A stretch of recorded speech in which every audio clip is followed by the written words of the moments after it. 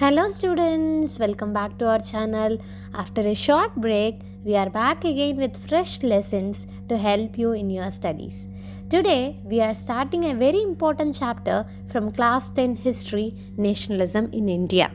This lesson takes us back to the early 20th century, a time when Indians from different walks of life came together to fight for freedom from British rule. We will see how the idea of nationalism spread across the country from towns to villages, from farmers in the countryside to workers in plantation.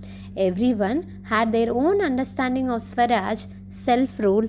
In this chapter, we will learn about how the non-cooperation movement began under Mahatma Gandhiji, how people in towns, villages and plantations joined the struggle in their own ways, how different social group understood freedom differently, and also how this unity sometimes faced challenges. Under this lesson, First World War, Khilafat and non-cooperation. So in this, the First World War, the Khilafat movement and the non-cooperation movement, we will also discuss Gandhiji's idea of satyagraha and the Rowlatt Act, which played a key role in awakening nationalist feelings across the country. The First World War and its impact on India. Now let's talk about how the First World War impacted India. Though the war was fought in Europe, it had a very deep impact on Indians' economy and society. So it has increased taxes and prices. The British government increased taxes, custom duties and income tax. Price of essential goods shot up, almost doubled, causing hardship for the common people. To fight the war, the British forced Indians, especially from villages, to join the army. This created anger among the rural families. There were crop failures in many parts of India, especially in 1918 to 1919 and 1920 to 1921. And worst of all, there was a deadly influenza epidemic. It is a disease. About 12 to 13 million Indians were died, more than the number killed in the war. So, the war brought economic hardship, death and discontent. But it also created a feeling of unity among Indians. They began to realize the need for freedom from British rule. After these many hardships also, people had a hope that someone will come, or after this war all our difficulties come to an end. So at this stage they were expecting a leader to support them. That was nothing but here comes our Mahatma Gandhiji, the idea of satyagraha. Mahatma Gandhi returned to India from South Africa in January 1915. He had already used a new method of struggle there called satyagraha. But what is satyagraha? The word satyagraha means truth force or soul force.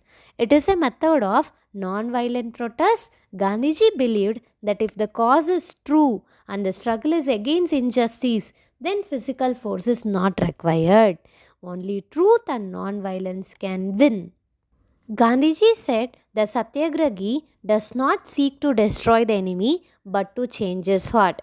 So after he arrived in India, as he spreaded the concept of satyagraha, he has proved that through satyagraha also can able to win our enemies. So here he has organized successfully 3 satyagraha movements in various places between the year of 1916 and 1918.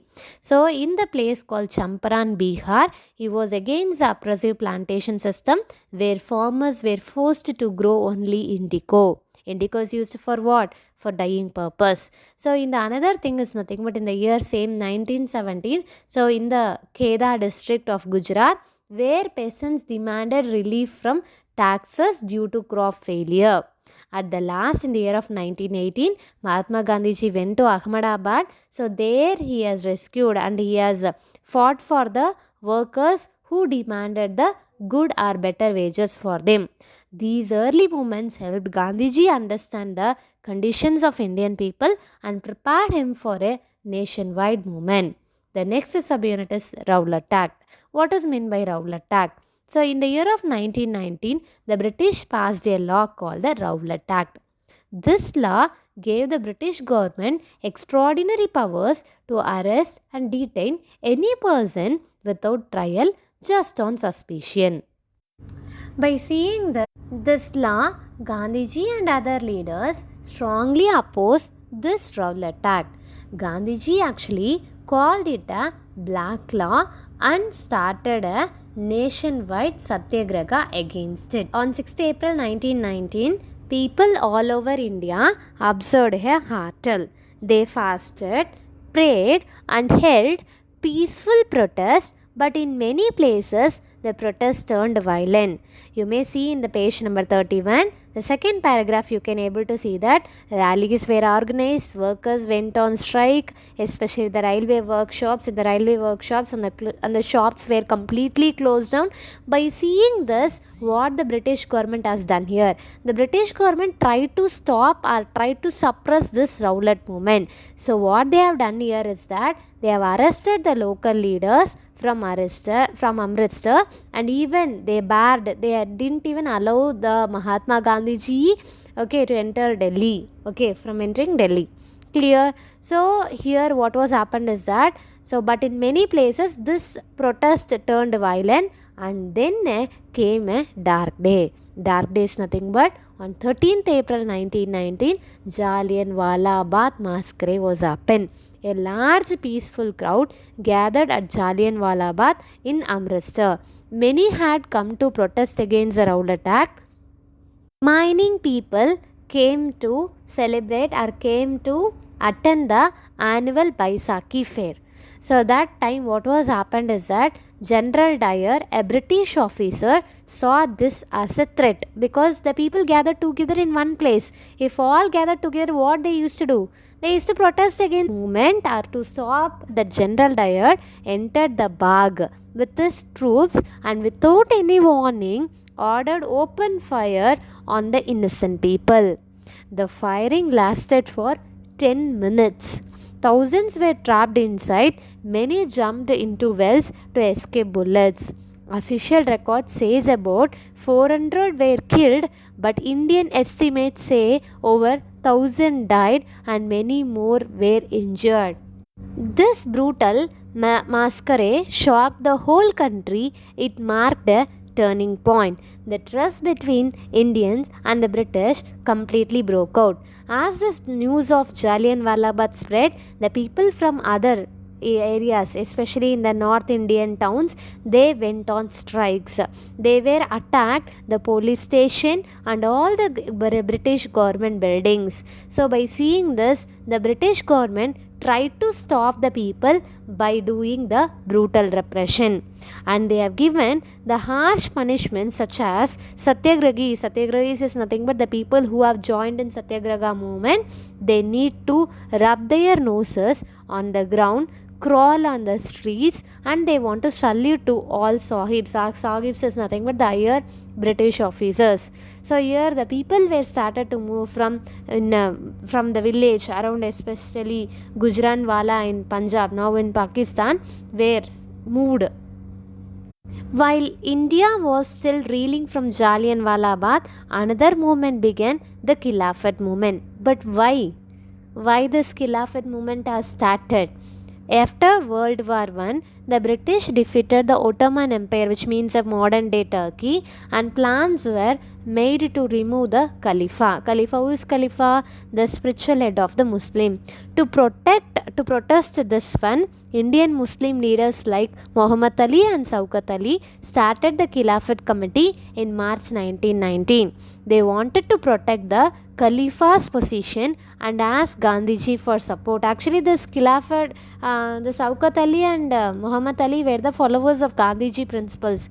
Gandhiji saw this as a golden opportunity to unite Hindus and Muslims. So he joined the Khilafat movement and gave a call for the combined non-cooperation movement. Clear?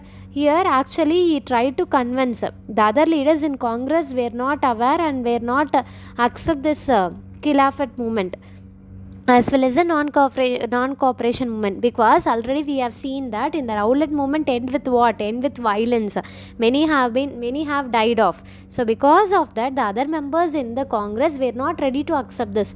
At last, Gandhiji convinced other leaders and made them to accept to start the non-cooperation movement. This way, the non-cooperation movement have been started. In 1920, Gandhiji launched the non-cooperation movement, a peaceful way to oppose British rule. He believed that if Indians refused to cooperate with the British, then the Raj would collapse. Okay, he said Swaraj can be achieved within a year if we are united and non-violent. What was the Gandhiji's plan? What is mean non-cooperation? We should not cooperate to the British, right? So here, what was the plan of the Gandhiji is nothing but to boycott, to stop the foreign goods, to stop the British school, college and court, and the government officials, especially the Indians who were working in the government offices, they have resigned from their government jobs. So here, whatever the titles which were given by the British to our kings or to our people, that was given up and the honors were given up. People all over India responded with great enthusiasm. Students left British school, lawyers like Motilal Nehru gave up their practices, people started spinning khadi and promoting Swadeshi goods. British goods were burned in the public bonfires. It became a mass movement. Even villagers joined in by refusing to pay the taxes which was assigned by the British zamindars to the people. Why this phase was so important? So students, this phase of the Indian freedom struggle from 1915 to 1922 was very important. Gandhiji introduced new methods of non-violent struggle through satyagraha. Clear? So let we see the second subunit in the upcoming video. Thank you.